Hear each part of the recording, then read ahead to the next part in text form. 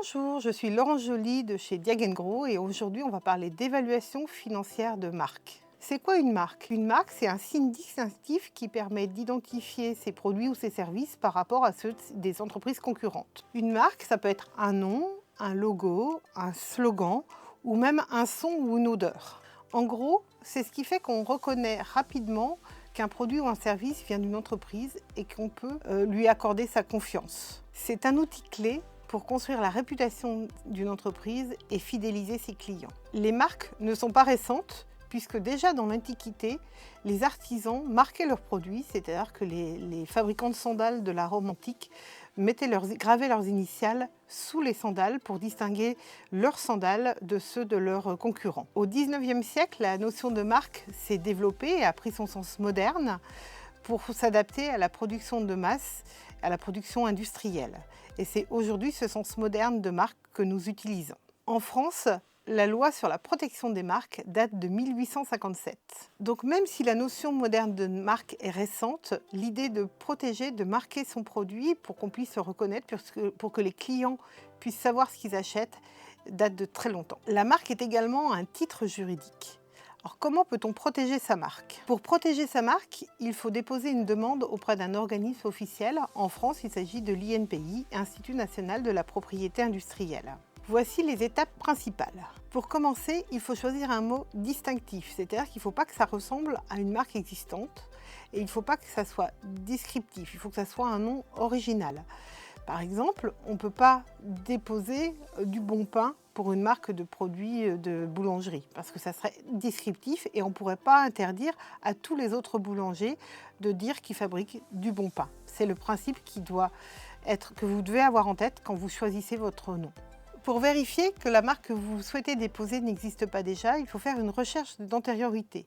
C'est une recherche un peu complexe puisqu'il faut pouvoir rechercher si les variantes d'une marque. Un juge, en cas de litige, évaluera si la marque peut entraîner une confusion dans l'esprit d'un consommateur. Donc on peut avoir des ressemblances phonétiques, des ressemblances graphiques. Et donc le conseil, c'est de s'adresser à un professionnel, conseil en propriété industrielle ou avocat, pour mener à bien cette recherche d'antériorité. Une fois cette recherche d'antériorité faite, il faut déposer la marque. Quand vous allez déposer votre marque, vous allez choisir de déposer un nom, ça sera une marque verbale, un logo, une marque figurative, et vous allez choisir de protéger votre marque pour un territoire donné et pour des classes de produits et services donnés.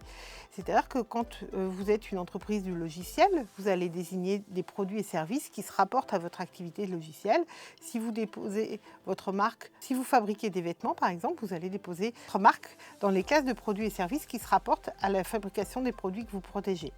Et de fait, on peut donc avoir des marques qui coexistent, qui sont identiques et qui coexistent parce qu'elles sont dans des classes de produits et services complètement différents. C'est le cas par exemple de la marque Montblanc.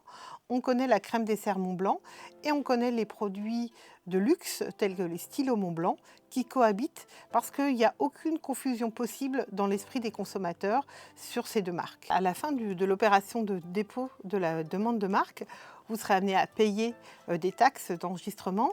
Alors ces taxes, elles vont dépendre des territoires que vous visez et du nombre de classes de produits et services. En France, le tarif pour 3 classes de produits et services est de 190 € pour 10 ans. Une fois que vous avez rempli votre demande, payé votre taxe d'enregistrement, il va se passer quelques temps pour que la marque soit examinée, quelques semaines, examinée, publiée. Et puis ensuite, il y aura une période où des personnes qui peuvent se sentir attaquées par votre marque, c'est-à-dire qu'ils peuvent considérer que votre marque enfreint leur marque à elles, vont pouvoir faire opposition. Et une fois que cette période d'opposition sera terminée, votre marque sera enregistrée et sera valide pour une durée de 10 ans sur le territoire, à condition de l'exploiter et de garder les traces de cette exploitation.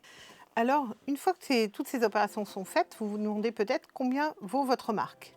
Alors, première désillusion, si vous avez déposé votre marque, si vous avez investi pour la notoriété, si vous avez fait tout ça en interne et que vous n'avez pas acheté une marque existante à l'extérieur, votre marque ne figure pas dans votre bilan comptable, ce n'est pas un actif immobilisé et donc vous n'avez pas de valeur dans votre bilan financier.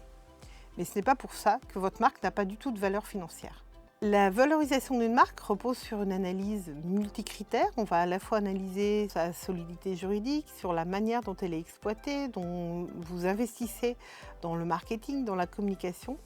Tous ces éléments-là vont générer une première analyse multicritère. Chez Diageo Group, ça nous permet d'obtenir un score de qualité et ce score de qualité va être utilisé ensuite pour pondérer à la hausse ou à la baisse les calculs de valeur financière de la marque. Il existe 3 grandes familles de méthodes d'évaluation financière des marques. Les méthodes dites par le marché, par les revenus et par les coûts. Ces méthodes prennent en compte des indicateurs financiers tels que les revenus générés par la marque, enfin par les produits et services désignés par la marque, par les investissements en marketing, en communication utilisés pour promouvoir la marque, par les revenus de l'entreprise en général, par les perspectives de développement. Tous ces indicateurs sont combinés pour pouvoir identifier la valeur de la marque et sont également comparés à des ratios, notamment d'entreprises du même secteur ou d'un secteur d'activité comparable. C'est la combinaison de l'ensemble de ces indicateurs qui permet de justifier la valeur financière qu'on donne à une marque et notamment de la justifier auprès des tiers, des parties prenantes qui seraient intéressées pour connaître la valeur de votre marque. Si vous avez des questions sur ce sujet, n'hésitez pas à nous contacter pour en savoir plus.